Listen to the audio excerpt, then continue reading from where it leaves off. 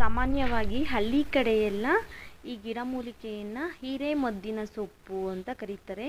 ಕೆಲವೊಂದು ಹಳ್ಳಿ ಕಡೆ ಅಶ್ವಗಂಧ ಅಂತ ಕರೀತಾರೆ, ದೊಡ್ಡ ಮದ್ದು ಸೊಪ್ಪು ಅಂತ ಕೂಡ ಕರೀತಾರೆ. ನಿಮ್ಮ ಹಳ್ಳಿ ಕಡೆ ಏನಂತ ಕರೀತಾರೋ ತಪ್ಪದೆ ಕಮೆಂಟ್ ಮಾಡಿ ತಿಳಿಸಿ.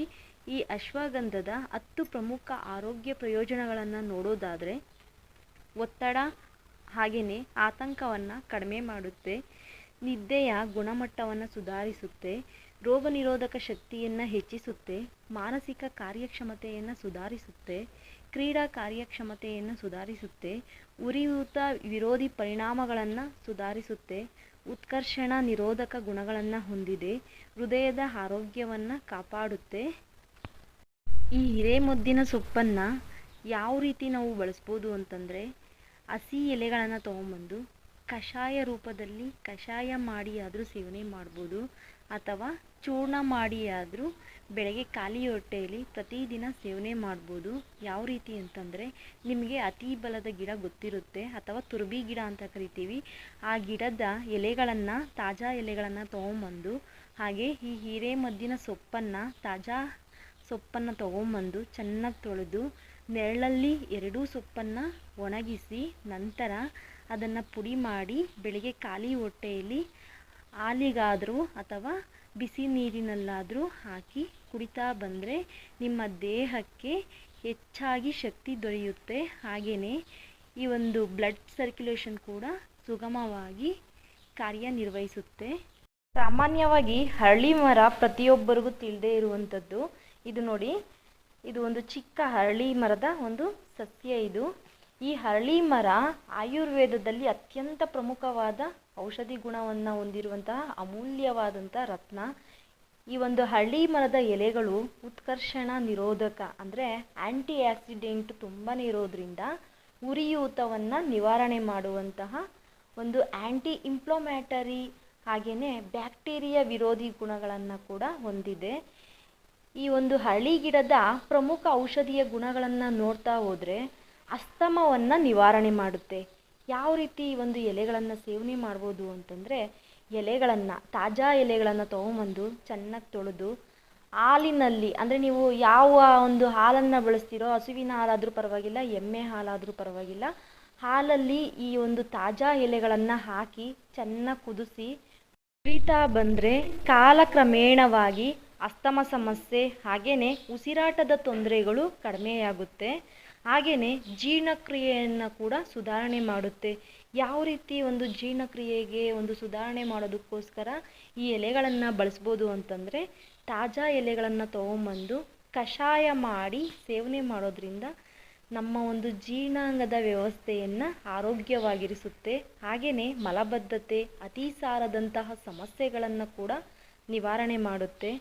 ಹಾಗೆಯೇ ರಕ್ತದೊತ್ತಡವನ್ನು ಕೂಡ ನಿಯಂತ್ರಣ ಮಾಡುತ್ತೆ. ಯಾವ ರೀತಿ ಅಂತಂದರೆ, ಹರಳಿ ಮರದ ಎಲೆಗಳು ಅಂದರೆ ಚಿಗುರಿದ ಒಂದು ಎಲೆಗಳನ್ನು ಹಾಗೆ ಹಸಿ ಎಲೆಗಳನ್ನು ಜಗಿದು ತಿನ್ನೋದ್ರಿಂದ ಅಧಿಕ ರಕ್ತದೊತ್ತಡವನ್ನು ಕೂಡ ನಿಯಂತ್ರಣದಲ್ಲಿಡುತ್ತೆ. ಹಾಗೆಯೇ ಚರ್ಮದ ಸಮಸ್ಯೆಗಳು ಏನಾದರೂ ಇದ್ದರೆ, ಅಂದರೆ ತುರಿಕೆ, ಅಲರ್ಜಿ ಅಥವಾ ಚರ್ಮದ ಒಂದು ದದ್ದುಗಳಿದ್ದರೆ ಇದರ ಎಲೆಯ ಒಂದು ರಸವನ್ನು ಹಚ್ಚೋದ್ರಿಂದ ಪರಿಹಾರ ಸಿಗುತ್ತೆ. ಚೆನ್ನಾಗಿ ಕುಟ್ಟಿದಾಗ ಈ ಒಂದು ಹರಳಿ ಮರದ ಎಲೆಗಳನ್ನು ಆಗ ರಸ ಸಿಗುತ್ತೆ ನಮಗೆ. ಆ ರಸವನ್ನು ನೇರವಾಗಿ ತುರಿಕೆ ಅಥವಾ ಅಲರ್ಜಿ ಇರುವಂತಹ ಜಾಗಕ್ಕೆ ಲೇಪನ ಮಾಡ್ತಾ ಬಂದರೆ ಆದಷ್ಟು ಬೇಗನೆ ವಾಸಿಯಾಗುತ್ತೆ. ಯಾವುದೇ ರೀತಿಯ ಒಂದು ಸೈಡ್ ಎಫೆಕ್ಟ್ಗಳು ಇರೋದಿಲ್ಲ.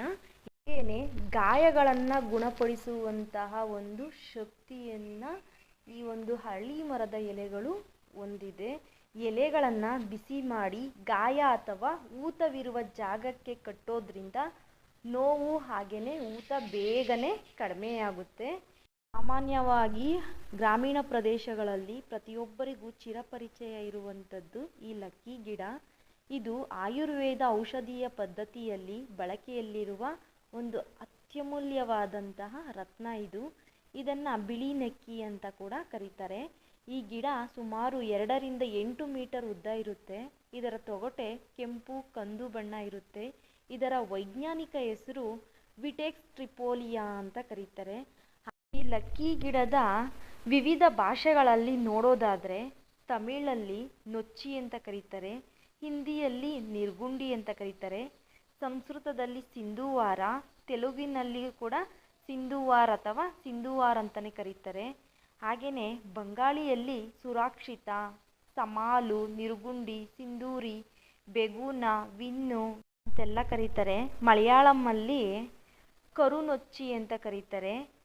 ಹಾಗೆಯೇ ಅಸ್ಸಾಮಿಯಲ್ಲಿ ಪೊಸುಟಿಯ, ಆಗ್ಲ, ಚಿತಾ, ಪೊಚಾಟಿಯ, ಅಸ್ಲೋಕ್, ಹಿಂದಿಯಲ್ಲಿ ಸಂಬಾಲು, ಗುಜರಾತಿಯಲ್ಲಿ ನಾಗೋಡೋ, ನಾಗೋಲ್, ನಿರ್ಗಾಲಿ, ಪರ್ಷಿಯನ್ನಲ್ಲಿ ಪಂಚಗುಸ್ಕ, ಸಿಸ್ಟನ್ನು, ಅರೇಬಿಕ್ಕಲ್ಲಿ ಉಸ್ಲಾಕು, ಉರ್ದು, ಭಾನುವಾರ, ಪಜನ್ಗುಷ್ಟ್ಯ, ಹುಟ್ಟು ಅಲ್ಲಿ ಕೊಂಕಣಿ ತೀರ ಅಂತೆಲ್ಲ ಕರೀತಾರೆ. ಹಲವಾರು ಭಾಷೆಗಳಿಂದ ಈ ಒಂದು ಲಕ್ಕಿ ಗಿಡದ ಒಂದು ಹೆಸರುಗಳಿಂದ ಕರೀತಾರೆ. ಯಾವುದೇ ಒಂದು ಹೆಸರಿಂದ ಕರೀಲಿ, ಆದರೆ ನಿಮ್ಮ ಹಳ್ಳಿ ಕಡೆ ಏನಂತ ಕರೀತಾರೋ ತಪ್ಪದೆ ಕಮೆಂಟಲ್ಲಿ ತಿಳಿಸಿ. ಒಂದು ಅಮೂಲ್ಯವಾದ ಔಷಧೀಯ ಗುಣಗಳನ್ನು ಹೊಂದಿರುವಂತಹ ಅಮೂಲ್ಯ ರತ್ನ ಇದು ಲಕ್ಕಿ ಗಿಡ.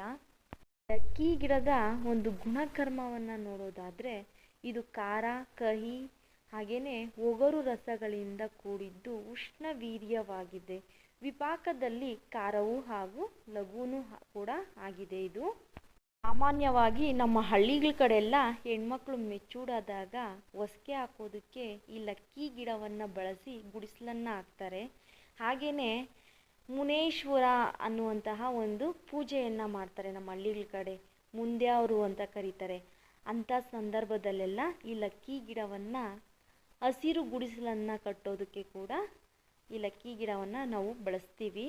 ಹಾಗೆಯೇ ಇದರ ಒಂದು ಔಷಧೀಯ ಗುಣಗಳನ್ನು ನೋಡ್ತಾ ಹೋದರೆ ತುಂಬಾ ಔಷಧೀಯ ಗುಣಗಳನ್ನು ಹೊಂದಿದೆ. ಎಲೆಗಳನ್ನು ಬಿಸಿ ಮಾಡಿ ಕಟ್ಟಿದರೆ ಉಳುಕಿರುವಂಥ ಜಾಗದಲ್ಲಿ ಆ ಉಳುಕು ನಿವಾರಣೆ ಆಗುತ್ತೆ. ಹಾಗೆಯೇ ನೀರಲ್ಲಿ ಅರೆದ ಎಲೆಗಳು ಅಹಿಕ್ವಜ್ವರಕ್ಕೆ ಕೂಡ ಒಳ್ಳೆಯದು. ಎಲೆಗಳ ಕಷಾಯವನ್ನು ಹಾಕಿ ಕಾಯಿಸಿದ ಎಣ್ಣೆ ಬಾಲಗ್ರಹಕ್ಕೆ ಒಳ್ಳೆಯದು. ಕಾಯಿ ನರಗಳು ಹಾಗೆಯೇ ತಲೆಯ ದೋಷಕ್ಕೆ ಕೂಡ ತುಂಬಾ ಉಪಯುಕ್ತ ಇದು. ಒಣಗಿದ ಎಲೆಗಳ ಪುಡಿಯನ್ನು ಸೇವಿಸೋದ್ರಿಂದ ಕಾಮೋತ್ತೇಜಕ ಔಷಧಿಯಾಗಿದೆ. ಆಹಾರಗಳ ಹೆಚ್ಚುವರಿ ಸೇವನೆಯು ವಾತ ಹಾಗೆಯೇ ಅನಿಲವನ್ನು ದೇಹದಲ್ಲಿ ಉಲ್ಬಣಗೊಳಿಸುತ್ತೆ. ಹಾಗೆಯೇ ಗೆಡ್ಡೆಯನ್ನು ಅರೆದು ರಸವನ್ನು ಜೇನುತುಪ್ಪದೊಡನೆ ಸೇವಿಸೋದ್ರಿಂದ ನರ ದೌರ್ಬಲ್ಯ ಕೂಡ ನಿವಾರಣೆ ಆಗುತ್ತೆ. ಪುರುಷ ಹಾಗೆಯೇ ಸ್ತ್ರೀ ಲೈಂಗಿಕ ಹಾಗೂ ಸಂತಾನೋತ್ಪತ್ತಿ ಸಮಸ್ಯೆಗಳ ವಿಕಿರಣದಿಂದಾಗಿ ಉಂಟಾಗುವ ರೋಗಗಳ ಚಿಕಿತ್ಸೆಯಲ್ಲಿ ಕೂಡ ಈ ಲಕ್ಕಿ ಗಿಡವನ್ನು ಬಳಸಲಾಗುತ್ತೆ. ಹಾಗೆಯೇ ಸೊಳ್ಳೆಗಳನ್ನು ನಿಯಂತ್ರಣ ಮಾಡೋದಕ್ಕೆ ಕೂಡ ಈ ಲಕ್ಕಿ ಗಿಡವನ್ನು ಬಳಸಲಾಗುತ್ತೆ. ಇಷ್ಟೇ ಅಲ್ಲ, ತುಂಬಾ ಮಂಡಿ ನೋವು ಆ ಥರ ಎಲ್ಲ ಇದ್ದಾಗ ಒಂದು ಹರಳೆಣ್ಣೆಯಲ್ಲಿ ಒಂದು ಇಡೀ ಸೊಪ್ಪನ್ನು ತೊಗೊಂಬಂದು ಚೆನ್ನಾಗಿ ಕಂದು ಬಣ್ಣಕ್ಕೆ ತಿರುಗೋವರೆಗೂ ಚೆನ್ನಾಗಿ ಕಾಯಿಸಿ ನಂತರ ಆ ಎಣ್ಣೆಯನ್ನು ಸೋಸಿ ಮಂಡಿಗಳಿಗೆ ಲೇಪನ ಮಾಡೋದ್ರಿಂದ ಆ ಮಂಡಿ ನೋವು ಕೂಡ ನಿವಾರಣೆ ಆಗುತ್ತೆ. ಹಾಗೆಯೇ ಈ ಸೊಪ್ಪನ್ನು ತೊಗೊಂಬಂದು ಸಪ್ರೇಟಾಗಿ ಚೆನ್ನಾಗಿ ಬೇಯಿಸಿ ಒಂದು ನೀವೇನು ಸ್ನಾನ ಮಾಡ್ತೀರೋ ಆ ಸ್ನಾನ ಮಾಡುವಂತಹ ನೀರಿಗೆ ಮಿಕ್ಸ್ ಮಾಡಿ ನಾವು ಸ್ನಾನ ಮಾಡೋದ್ರಿಂದ ಅದೆಂಥ ಮೈ ಕೈ ನೋವಿದ್ರೂ ಕೂಡ ವಾಸಿಯಾಗುತ್ತೆ. ಅಂಡ ಇರುವಂಥವರು ಡೈರೆಕ್ಟಾಗಿ ಸೊಪ್ಪನ್ನು ಅಂಡೆಗೆ ಹಾಕಿ ಕಾಯಿಸ್ಬೋದು. ಸೋಲರ್ ಇರುವಂಥವರು ಒಂದು ಪಾತ್ರೆಯಲ್ಲಿ ನಿಮಗೆ ಎಷ್ಟು ಪ್ರಮಾಣದಲ್ಲಿ ಬೇಕೋ ಅಷ್ಟು ಪ್ರಮಾಣದಲ್ಲಿ ಸೊಪ್ಪನ್ನು ತೊಗೊಂಬಂದು ಚೆನ್ನಾಗಿ ಬೇಯಿಸಿ ನೀವು ಸ್ನಾನ ಮಾಡುವಂಥ ನೀರಿಗೆ ಮಿಶ್ರಣ ಮಾಡಿ ಕೂಡ ನೀವು ಸ್ನಾನ ಮಾಡೋದ್ರಿಂದ ಅದೆಂಥ ಮೈ ಕೈ ನೋವಿದ್ರೂ ಕೂಡ ನಿವಾರಣೆ ಆಗುತ್ತೆ. ಹಾಗೆಯೇ ಉಳುಕಲ್ಲಿರುವಂಥವರು ಸುಮ್ಮನೆ ಒಂದು 2ರಿಂದ 3 ಎಲೆಗಳನ್ನು ತೊಗೊಂಡು ಚೆನ್ನಾಗಿ ಹೊಸಕಿ ಉಂಡೆ ಮಾಡಿ ಯಾವ ಜಾಗದಲ್ಲಿ ಅಂದರೆ ನಿಮಗೆ ಎಲ್ಲಿ ಉಳುಕಲ್ಲಿದೆಯೋ ಆ ಉಳುಕಲ್ಲಿರುವಂಥ ಜಾಗದಲ್ಲಿ ಈ ಸೊಪ್ಪನ್ನು ಅಥವಾ ಉಂಡೆಯನ್ನು ಇಡೋದ್ರಿಂದ ಆ ಉಳುಕಲ್ಲಿನ ನೋವು ನಿವಾರಣೆ ಆಗುತ್ತೆ. ಹಾಗೆಯೇ ಉಳುಕಲ್ಲು ಕೂಡ ವಾಸಿಯಾಗುತ್ತೆ. ಹಾಗೆಯೇ ಒಸಡು ಇಗುರು ಏನಾದರೂ ಊದ್ಕೊಂಡಿದ್ರೆ ತುಂಬಾ ದವಡೆಯ ಹಲ್ಲುಗಳೇನಾದರೂ ನೋವ್ತಾ ಇದ್ದರೆ ಒಂದಿಡೀ ಸೊಪ್ಪನ್ನು ತೊಗೊಂಬಂದು ಸುಮಾರು 2 ಗ್ಲಾಸ್ನಷ್ಟು ನೀರನ್ನು ಹಾಕಿ 1 ಗ್ಲಾಸ್ ಬರೋವರೆಗೆ ಚೆನ್ನಾಗಿ ಕುದಿಸಿ ಆ ನೀರನ್ನು ಮುಕ್ಕಳಿಸಿ ಉಗಿಯೋದ್ರಿಂದ ಆ ಒಂದು ಒಸಡು ಅಥವಾ ಇಗುರಿನ ಸಮಸ್ಯೆಗಳು ಕೂಡ ನಿವಾರಣೆಯಾಗುತ್ತೆ. ಯಾವುದೇ ರೀತಿ ಸೈಡ್ ಎಫೆಕ್ಟ್ ಇರೋದಿಲ್ಲ. ಹುಳಿ ಸೊಪ್ಪು ಅಥವಾ ಪುಳ್ಳಂಪುರಚಿ ಸೊಪ್ಪು ಅಂತೇಳಿ ನಮ್ಮ ಹಳ್ಳಿ ಕಡೆ ಕರೀತಾರೆ.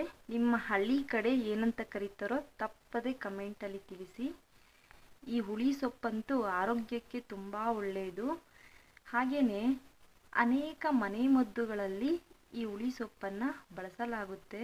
ಇದರ ಪ್ರಮುಖ ಔಷಧಿ ಗುಣಗಳನ್ನು ನೋಡೋದಾದರೆ, ತುಂಬ ತಲೆನೋವ್ತಾ ಇದೆ ಅಂತನ್ನುವಂಥ ಸಂದರ್ಭದಲ್ಲಿ ಈ ಹುಳಿ ಸೊಪ್ಪಿನೊಂದಿಗೆ ಈರುಳ್ಳಿಯನ್ನು ಬೇಯಿಸಿ ಆ ಮಿಶ್ರಣವನ್ನು ಹಣೆಗೆ ಲೇಪಿಸಿದರೆ ತಲೆನೋವು ಕಡಿಮೆಯಾಗುತ್ತೆ.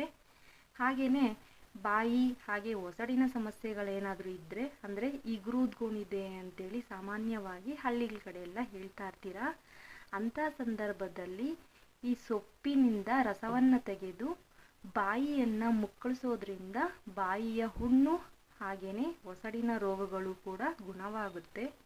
ಹಾಗೆಯೇ ತುಂಬ ಹೊಟ್ಟೆ ನೋವ್ತಾ ಇದೆ ಅಥವಾ ಬೇದಿ ಆಗ್ತಾ ಇದೆ ಅನ್ನುವಂಥ ಸಂದರ್ಭದಲ್ಲಿ 30-40 ಮಿಲಿ ಸೊಪ್ಪಿನ ಕಷಾಯಕ್ಕೆ ಇಂಗು ಬೆರೆಸಿ ಸೇವಿಸಿದರೆ ಹೊಟ್ಟೆ ನೋವು ಕಡಿಮೆಯಾಗುತ್ತೆ. ಹಾಗೆಯೇ ಆಮಶಂಕೆ ಅಥವಾ ಬೇದಿಯನ್ನು ಗುಣಪಡಿಸಲು ಸಹ ಇದರ ರಸ ತುಂಬಾ ಸಹಾಯ ಮಾಡುತ್ತೆ. ಹಾಗೆಯೇ ಮೂಲವ್ಯಾಧಿ ಸಮಸ್ಯೆ, ಏನು ನೀವು ಪೈಲ್ಸ್ ಅಂತ ಕರಿತೀರಲ್ಲ, ಅಂಥ ಸಂದರ್ಭದಲ್ಲಿ ಈ ಹುಳಿ ಸೊಪ್ಪು, ಬೇರು, ಕಾಂಡ ಹಾಗೆ ಹೂಗಳನ್ನು ತುಪ್ಪದಲ್ಲಿ ಹುರಿದು ಮೊಸರಿನೊಂದಿಗೆ ಸೇವನೆ ಮಾಡೋದ್ರಿಂದ ಮೂಲವ್ಯಾಧಿ ಸಮಸ್ಯೆ ಕೂಡ ನಿವಾರಣೆಯಾಗುತ್ತೆ. ಇಷ್ಟೇ ಅಲ್ಲ, ಚರ್ಮದ ಹುರಿ ಹಾಗೆ ಹುಣ್ಣೇನಾದರೂ ಆಗಿದ್ದರೆ ಸೊಪ್ಪನ್ನು ನೀರಿನಲ್ಲಿ ಜಜ್ಜಿ ಪೊಟ್ಟಣ ರೀತಿಯಲ್ಲಿ ಕಟ್ಟಿ ಹುಣ್ಣು ಅಥವಾ ಉರಿ ಇರುವ ಜಾಗದ ಮೇಲೆ ಇಟ್ಟರೆ ಉರಿ ಹಾಗೆ ನೋವು ಕೂಡ ಕಡಿಮೆಯಾಗುತ್ತೆ. ಈ ಬಳ್ಳಿಯನ್ನು ನಮ್ಮ ಹಳ್ಳಿ ಕಡೆ ಅಗ್ನಿ ಬಳ್ಳಿ ಅಂತ ಕರಿತೀವಿ, ಹಾಗೆಯೇ ಬಲೂನ್ ವೈನ್ ಅಂತಲೂ ಕರಿತೀವಿ. ಈ ಅಗ್ನಿ ಬಳ್ಳಿ ಅತ್ಯಂತ ಪ್ರಮುಖವಾದ ಆಯುರ್ವೇದ ಹಾಗೆಯೇ ಸಾಂಪ್ರದಾಯಿಕ ಔಷಧಿಯ ಸಸ್ಯ. ಇದು ಕಾಡುಗಳಲ್ಲಿ ಬೇಲಿಗಳ ಮೇಲೆ ಹರಡ್ಕೊಂಡು ಬೆಳೆಯುವ ಒಂದು ಹಸಿರು ಬಳ್ಳಿ. ಇದರ ಕಾಯಿಗಳು ಸಣ್ಣ ಬಲೂನ್ ಆಕಾರದಲ್ಲಿರೋದ್ರಿಂದ ಇದಕ್ಕೆ ಬಲೂನ್ ವೈನ್ ಅಂತ ಕೂಡ ನಾವು ಕರಿತೀವಿ. ಹಾಗೆಯೇ ಇದರ ಮತ್ತೊಂದು ಹೆಸರುಗಳನ್ನು ನೋಡೋದಾದರೆ ಮಾಮಿಂಚಿನ ಬಳ್ಳಿ, ಬೆಕ್ಕಿನ ತರಡು ಬಳ್ಳಿ, ಎರಂಬಳ್ಳಿ ಅಂತೆಲ್ಲ ಕರೀತಾರೆ.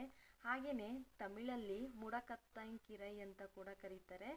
ಸಂಸ್ಕೃತದಲ್ಲಿ ನೋಡೋದಾದರೆ ಇಂದ್ರವಲ್ಲಿ ಅಥವಾ ಕರ್ಣಸ್ಫೋಟ ಅಂತ ಕೂಡ ಕರೀತಾರೆ.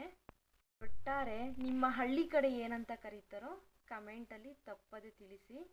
ಈ ಒಂದು ಅಗ್ನಿಬಳ್ಳಿಯ ಆರೋಗ್ಯದ ಪ್ರಯೋಜನಗಳನ್ನು ನೋಡೋದಾದರೆ ಮೂಳೆ ಸವೆತ ಹಾಗೆ ಸಂಧಿವಾತಕ್ಕಂತೂ ರಾಮಬಾಣ. ಅಗ್ನಿಬಳ್ಳಿ ಅತ್ಯುತ್ತಮ ಉರಿಯೂತ ನಿವಾರಕ ಗುಣಗಳನ್ನು ಹೊಂದಿದೆ.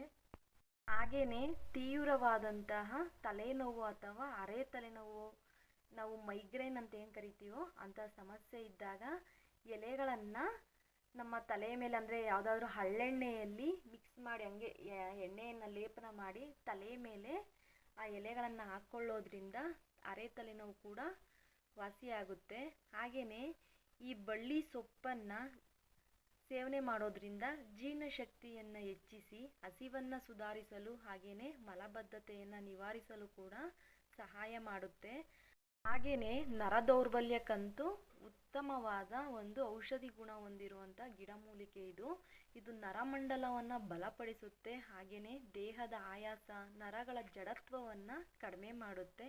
ಅಗ್ನಿಬಳ್ಳಿಯನ್ನು ಆಹಾರದಲ್ಲಿ ಯಾವ ರೀತಿ ಬಳಸ್ಬೋದು ಅಂತಂದರೆ, ಅಗ್ನಿಬಳ್ಳಿಯ ತಾಜಾ ಎಲೆಗಳನ್ನು ಚೆನ್ನಾಗಿ ತೊಳೆದು ದೋಸೆ ಅಕ್ಕಿ ಹಾಗೆಯೇ ಉದ್ದಿನ ಬೇಳೆಯೊಂದಿಗೆ ರುಬ್ಬಿ ಅಗ್ನಿಬಳ್ಳಿ ದೋಸೆ ಕೂಡ ಮಾಡ್ಬೋದು. ಹಾಗೆಯೇ ಎಲೆಗಳಿಂದ ತಂಬುಳಿ ಅಥವಾ ಚಟ್ನಿ ಕೂಡ ತಯಾರಿಸಿ ಸೇವನೆ ಮಾಡ್ಬೋದು. ಹಾಗೆಯೇ ನೋವಿಗೆ ಯಾವ ರೀತಿ ಈ ಎಲೆಯನ್ನು ಬಳಸಬೇಕು ಅಂತಂದರೆ, ಎಲೆಗಳನ್ನ ಜಜ್ಜಿ ಪೇಸ್ಟ್ ಮಾಡಿ ಕೀಲು ನೋವು ಅಥವಾ ಊತವಿರುವ ಜಾಗಕ್ಕೆ ಕೂಡ ಹಚ್ಬೋದು.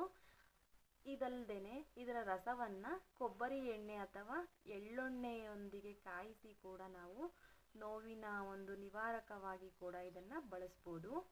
ತಲೆನೋವು ಅಥವಾ ಶೀತ ಇದ್ದಾಗ ಯಾವ ರೀತಿ ಉಪಯೋಗ ಮಾಡ್ಬೋದು ಅಂದರೆ, ಈ ಎಲೆಗಳನ್ನು ಹದ ಮಾಡಿ ಹಣೆ ಹಾಗೂ ತಲೆಯ ಭಾಗಕ್ಕೆ ಕೂಡ ಕಟ್ಟಿಕೊಳ್ಳೋದ್ರಿಂದ ತಲೆನೋವು ವಾಸಿಯಾಗುತ್ತೆ.